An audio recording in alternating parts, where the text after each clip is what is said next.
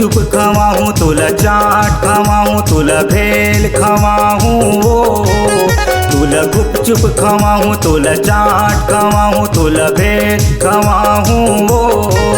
तैं आवे पंडरिया बाजार भोरम दे घुमाऊँ वो। तैं आवे पंडरिया बाजार भोरम दे घुमाऊँ वो। मोला गुपचुप खवाबे मोला चाट खवाबे मोला भेल खवाबे रे। मोला गुपचुप खवाबे मोला चाट खवाबे मोला भेल खवाबे रे। मैं आहूँ पंडरिया बाजार भोरम देव घुमाबे रे। मैं आहूँ पंडरिया बाजार भोरम देव घुमाबे रे।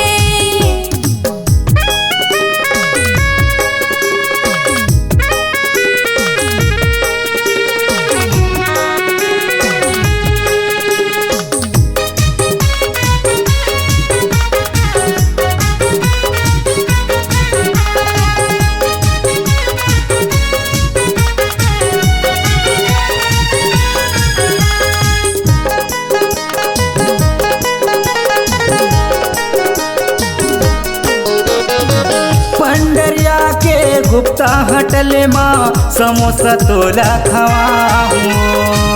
कोको कोला लिमका के मजा तोला चखाऊँ।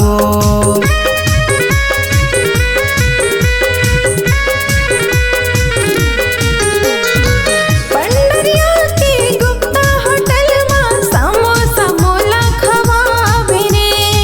कोको कोला लिमका के राजा मजा मोला चखाबे रे। मजा मोला चखाबे रे। मोला गुपचुप खवाबे मोला चाट खवाबे मोला भेल खवाबे रे। मोला गुपचुप खवाबे मोला चाट खवाबे मोला भेल खवाबे रे। मैं आहूँ पंडरिया बाजार भोरम देव घुमाबे रे। मैं आहूँ पंडरिया बाजार भोरम देव घुमाबे रे।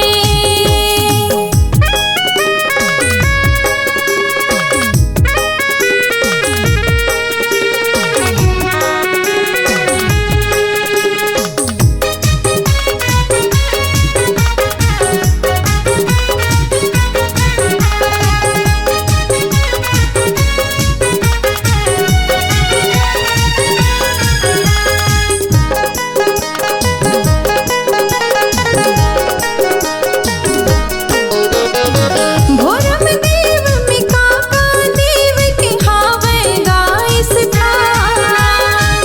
मोला बता देते हाँ राजा आहूँ पंडरिया बाजार।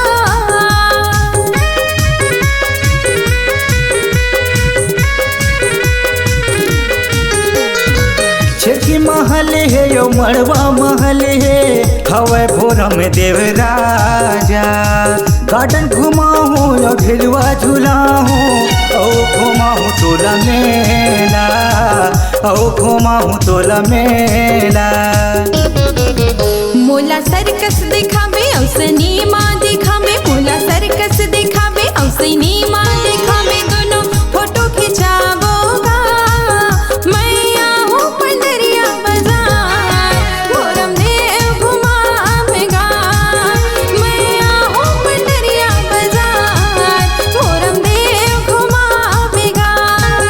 तोला गुपचुप खवाऊँ तोला चाट खवाऊँ तोला भेल खवाऊँ वो। तोला गुपचुप खवाऊँ तोला चाट खवाऊँ तोला भेल खवाऊँ वो।